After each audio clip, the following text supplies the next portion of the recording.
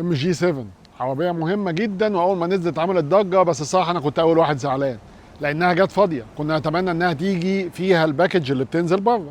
كلنا كنا عارفين ان صعب جدا يجي الموتور 2000 سي سي عشان الجمارك. ماشي، تقبلنا الموتور 1500، لكن المفروض تجيبها مليانه زي ما بتنزل بره.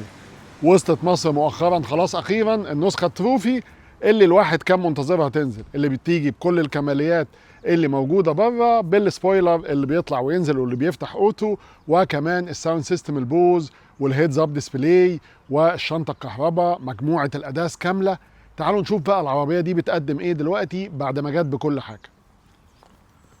ام جي 7 العربيه دي، خلونا الاول نتكلم وندردش مع بعض كده دردشه من القلب للقلب علشان ما لخبطكش اثناء تجربه القياده عن الباكج الاوبشن اللي بتتقدم بيها، وباكج الامان كمان اللي بتتقدم بيها، واللي زادت في النسخه التروفي دي اللي كنا نتمنى تنزل وقت الحفله، لكن ان تاتي متاخرا خيرا من ان لا تاتي. خلاص العربيه جت بباكج الاوبشن اللي كنا نتمناه. طيب بتقدم ايه العربيه دي كامان؟ بتقدم مجموعه اداس كامله، بتقدم 6 اير باجز بدل النسخه اللي قبلها كانت 4 اير باجز. بتقدم في مجموعة الأداس دي الحماية من الاصطدام الأمامي، التحذير من الإرهاق للسائق، وفي كمان كاميرا وحساس زي العربيات المتقدمة فوق الدركسيون علشان يقيس مدى الإرهاق أو عدم انتباهك أو لو أنت مشتت عن الطريق. بتقدم كمان الحماية من الاصطدام الخلفي، والإمرجنسي سيفتي بريك بتتدخل، واللين كيب اسيست التحذيري والنشط بترجعك للحاره تاني. كمان فيها الادابتيف كروز كنترول مثبت السرعه الذكي، وكل ده مع انظمه الامان العاديه، انظمه الفرامل والثبات الالكتروني بكل اشكالها انواعها، والحمايه من الهبوط على المنحدرات او المصاعد. العربيه بتمسك نفسها، فكل وسائل الامان موجوده في العربيه دي دلوقتي، مع كمان مجموعه الدرايفر اسيستنت سيستم. الاداس موجود كامل، بس للاسف مفيش البلايند سبوت. وجب ان انا انوه ان مفيش نقط عاميه للاسف، كنت اتمنى يكون في نقط عاميه في المرايات، بشوفها ميزه مهمه. طيب لما خلصنا كده من الامان، نروح لباكج الاوبشن اللي بتقدمها العربيه. حدث ولا حرج الصراحه، كعربيه ميد سايز سيدان، خصوصا بعد اللي زاد عليها. العربيه بقى فيها هيدز اب ديسبلاي اوجمانتد رياليتي، بتديك معلومات مهمه عن الطريق، وان كان بره فيها النافيجيشن بيظهر على الهيدز اب ديسبلاي، ولكن للاسف النافيجيشن هنا موجود بيلت ان بس مش شغال، الخرائط مش شغاله. العربيه كمان فيها اندرويد اوتو وابل كار بلاي وايرلس، ولكن وجب التنويه ان هم بيعلقوا سيستم عايز ابديت للسوفت وير الصراحه. واحنا بنتكلم هقول لكم تجربتي مع الانفوتينمنت سيستم كانت عامله ازاي. الساوند سيستم البوز، وانا شايف الصراحه ان الصوت متميز قوي، ومن العربيات المتميزه صوتيا في الفئه بتاعتها دي او السيارات الصينيه عموما. الساوند سيستم البوز عامل شغل الصراحه. كمان الجنط الكبير، اللونين، السبويلر الاوتوماتيك اللي بيطلع وينزل، وكمان اللي ما كانش بيجي لنا، وكمان كاميرات 360، وكمان العربيه فيها كرسيين كهرباء وميموري سيت، والفرش الجلد بالكامل. ما اعتقدش ان العربيه كده ناقصها حاجه. حطوا كمان فيها الشنطه الكهرباء اللي ما كانتش موجوده قبل كده، وكمان السقف البانوراما واللي بيفتح، واللي اشتكى منه البعض وجب التنويه. ولكن ملاك العربيه بيقولوا ان اللي بيمشي على سرعات عاليه وبيتخطى سرعه 200، العربيه دي الميكانيزم بتاع السقف بتاعها بيعلق، وانها مش حاله عامه. فانا بقول لكم العيب وبقول لكم اللي اتقال فيه ايه عشان تبقى عارف كل حاجه. فالعربيه بتيجي بالمنظومه كامله زي ما انت شفت كده، وكمان اتحط فيها الشاحن الوايرلس. النواقص اللي كانت ناقصه الشاحن الوايرلس، الكاميرات ال 360، الشنطه الكهرباء، الهيدز اب ديسبلاي، الساوند سيستم البوز، مجموعه الاداس اللي اتكلمنا عليها الاول في الامان، السبويلر اللي بيفتح، بجانب باكج الاوبشن العاديه اللي موجوده في كل عربيات الكراسي الكهرباء، الكلام ده كله، الميموري سيتس، كل ده بقى موجود في العربيه وما بقاش ناقصها حاجه. فباكج الاوبشن وباكج الامان اللي كلمتكم عنها الصراحه تعتبر متميزه جدا. العربيه ميد سايز سيدان بتنافس في الفئه، يمكن كل العربيات القديمه الاوروبيه واليابانيه اللي كانت بتنزل في الفئه دي ما بقتش موجوده، وحتى الكوريين في فئه الميد سايز ما بيجولناش، زي هيونداي ازيرا وزي العربيه الكيا الكي 8. فللاسف العربيات دي مش موجوده بشكل كبير، فتعتبر ام جي 7 النسخه التروفي دي كمان مميزه في ان ملهاش منافسين او منافسينها مش موجودين، واللي موجود منهم بشكل رسمي السوبرب ال 2000 سي سي وطبعا تتفوق عليها سعرا بما يقارب اكتر من 1,100,000 جنيه. فخلونا بقى نقول لكم تجربه القياده بتاعت العربيه دي ايه بعد باكج الامان والاوبشن. بعد الاوبشن ومواصفه الامان واللي اتكلمنا عنه وفندنا الموضوع تماما، يلا بينا بقى نتكلم عن اداء العربيه الام جي 7. طيب انتوا عارفين ان انا كنت من اول المعترضين على الام جي 7، لا مش عشان الموتور ال 1500 تربو هو لازم هو اللي هيجي مصر، مفيش حل انك تجيب ال 2000. وعايز افهمكم حاجه يا جماعه، لان بشوف اعتراضات من بعض الناس ساعات يقول لك الموتور ال 2000 موجود في الخليج. حضرتك الخليج مثلا دوله زي السعوديه، هو كل القيمه اللي مدفوعه على اي موتور هي القيمه المضافه و5% جمارك ثابته بغض النظر عن السعه اللتريه، وكل دول الخليج كده بتتدرج، وفي دول كمان ما عندهاش القيمه المضافه بالقدر اللي عند السعوديه. فانا عايز افهمك ان هناك الماكسيمم 20% ضريبه، لكن حضرتك هنا النظام الجمركي الموتور ال 2000 سي سي هيتخطى ال 135% ضريبه، فهو ما ينفعش يجي في اي عربيه، بالذات لو منشأها مش اوروبي. حتى العربيات اللي منشأها اوروبي ما بتدفعش 19%، بتدفع 34% رسوم اللي هي القيمه المضافه بتاعتها. فلازم تبقى فاهم ان الموتور ال 2000 سي سي عليه تبعات كبيره قوي.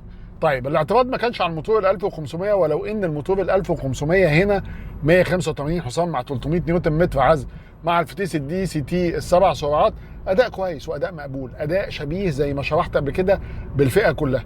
ولما اجي اتكلم عن الفئه هنا لازم تفرق ما بين حاجتين، ما بين انك انت هواك شايف ان العربيه الام جي عربيه صيني فعايز تقارنها بالتويوتا كرولا وبالجي اس سي امباو، انا معاك طبعا، قارن زي ما انت عايز حسب احتياجاتك، وعايز تقارنها بالشنجان اليوني في والكلام ده كله، وما بين التصنيف الصح المظبوط المنضبط في عالم السيارات العربيه دي انها صينيه ولكنها ميد سايز سيدان بتنافس السوبيرب والاكورد والكامري، وكمان العربيات اللي بتيجي زي ما كان في الباسات، زي ما كان في البيجو 508 العربيات دي، لكن ما بتنافسش الحجم الصغير المدمج يعني. تمام، عشان تبقى عارف، فهي تصنيفا تنافس هؤلاء. دي الام جي هي المنافس الصيني للعربيات دي. تمام، انت شايف ان اي براند صيني لا يرقى انه ينافس ده، انت حر. لكن الصين دلوقتي بتقدم باكج وبتقدم عربيات ذات مضمون بيديك كميه رفاهيه وكميه امان يمكن ما تشوفوش في المنافسين التانيين دول باسعار اقل مليون جنيه مثلا. فخلينا نكون منطقيين، وما بقولكش قارن دي بدول، لكن هذا هو تصنيفها الصحيح. فالعربيه هنا بتأدي اداء شبيه بيهم كلهم. يعني لو تفتكر الموتور البرنس بتاع البيجو 1600 والموتور ال 1400 تي اس اي مثلا مع مجموعه فولكس فاجن على الباسات وعلى السوبيرب، كان تسارعهم كلهم من 0 ل 100 في 9 وحاجه من 10 ثانيه، وده الرقم اللي هنا هتلاقي 9.3 من 10 9.4 من 10 بالتجربه، والتانيين كده برضه بالظبط بالملي. يمكن الوحيده اللي كانت تتفوق في الفئه دي شويه من المواتير اللي نزلت مصر في الميد سايز سيدان السوبيرب، بتفرق عنهم حوالي ثانيه ونص مع ظروف استخدام وتجربه للتسارع جيده يعني. فالموتور هنا اداؤه جيد ولكن ليس رياضي زي الشكل. يعني الصراحه شكل العربيه رياضي جدا جدا وحاد جدا، وعموما لن تجد اداء في الفئه دي زي ما كلمتك كده افضل من هذا. هو اداء بسيط لطيف مقبول، استجابه الفتيس لطيفه جدا، اللاج بتاع الفتيس كعاده العربيات كلها اللي فيها الفتيس الدي سي تي الاستجابه يعني يكاد يكون في الاول مش فاهمك، وبعد كده لما يمسك معاك الترس الدنيا مظبوطه والدنيا تمام، ويبتدي يبقى حامي وتبتدي العربيه تميل للتسارع وتبقى جيده جدا. طب ايه النقطه، ايه السيلينج بوينت في العربيه دي في الاداء؟ ايه النقطه المميزه في العربيه دي؟ الثبات. ثبات العربيه دي رهيب، وانا كنت بشفق على ملاكها وعلى اي حد الصراحه بيمشي فوق سرعه قانونيه او بيمشي فوق سرعه جنونيه. انا فاهمك وعذرك انك ساعات ممكن تروح 140 150 على طريق سفر، ولو ان ده خطر جدا جدا جدا. وعلى فكره المفروض يجرم اي حد، يعني انا اشوفه على مدار تجاربي للسيارات اهو، عمري ما شيرت لك فيديو وانا ماشي بالعربيه على 180 او 200، يعني مستحيل اعمل ده، لان ده بيبقى فيه مدعاه انك يعمل زيي. المفروض يجرم اللي يعمل ده. دي ناس فقدت العقل الصراحه، مش منطقيه يعني. لكن العربيه دي على سرعات عاليه ثابته جدا جدا جدا. خليني اقول لك الخلاصه، يعني ثابته ومتماسكه وماسكه في الطريق، واحده من افضل السيارات الصينيه ثباتا، ويمكن واحده من افضل سيارات ام جي ثباتا وتماسكا، وثباتها افضل من الاخت الصغيره القديمه الام جي 6، عربيه ثابته بشكل ممتاز، ولو ان الام جي 6 كانت عربيه ثابته ولكن دي ثباتها رهيب. فهنا في الاداء اقدر اقول لك ان ثبات العربيه دي رهيب. عفشه العربيه كمان متماسكه، عفشه مش مهبده خالص، العفشه المالتي لينك الخلفيه، لا عفشه العربيه متماسكه، عفشه العربيه جيده. يمكن تجد في بعض المنافسين الاوروبيين لسه متمسكين بالعفشه التورشن بيم للاسف يعني، فهو ده بقى الاوروبيين بقى، يعني انت فاهمني. لكن هتجد العربيه دي عفشتها متماسكه وجيده. كمان مستوى عزل العربيه جيد جدا. لما نيجي بقى نتكلم عن تكييف العربيه، التكييف العربيه مش ضعيف. الناس بتقول تكييف العربيه ضعيف، لا تكييف العربيه مش ضعيف. تكييف العربيه مثلا بالنسبه لواحد زي يعني ما بيكشش من التكييفات، يعني مش من النوع اللي بخاف من التبريد والكلام ده، لا تكييف العربيه جيد جدا جدا.